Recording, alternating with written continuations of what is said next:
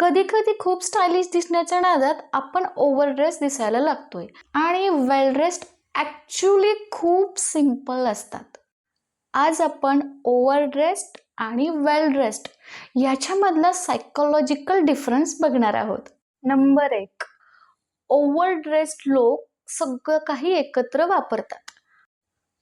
तर हे heavy perfumes किंवा shiny clothes, too many accessories at a time किंवा लाऊड कलर्स इन आउटफिट, हे सगळं ब्रेनला ट्राईंग टू हार्ड वाटू शकतं.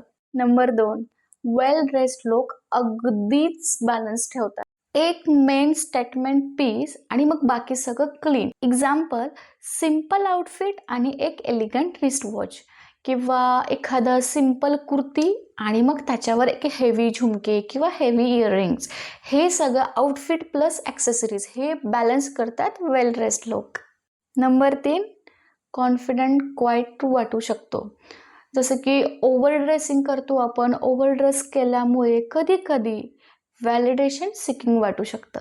नंबर 4, फिटिंग आणि फॅशन.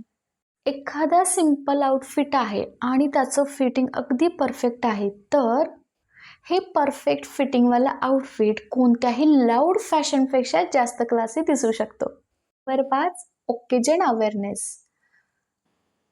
आपण जे स्टाईल करणार आहोत, आउटफिट कॅरी करणार आहोत, ते करत असताना तुम्ही कोणत्या ओकेजनसाठी रेडी होता हे फार महत्त्वाचं आहे. ओकेजन बघूनच तुम्ही तुमचा आउटफिट स्टाईल करा, आउटफिट निवडा. तर आत्ता आपण 5 डिफरन्सेस पाहिलेत. तर यानंतर मला असं वाटतं फॅशन म्हणजे अटेन्शन मिळवणं बिलकुल नाही, तर फॅशन म्हणजे इफर्टलेसली बॅलन्स दिसणं आहे. आज आपण सायकोलॉजिकल डिफरन्स बघितला वेल ड्रेस्ड आणि ओव्हरड्रेस यांच्यामधला.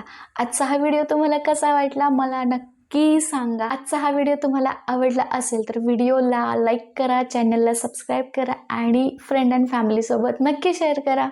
भेटूयात अशाच खूप साऱ्या इंटरेस्टिंग गोष्टीसोबत पुढच्या व्हिडिओमध्ये. नमस्कार.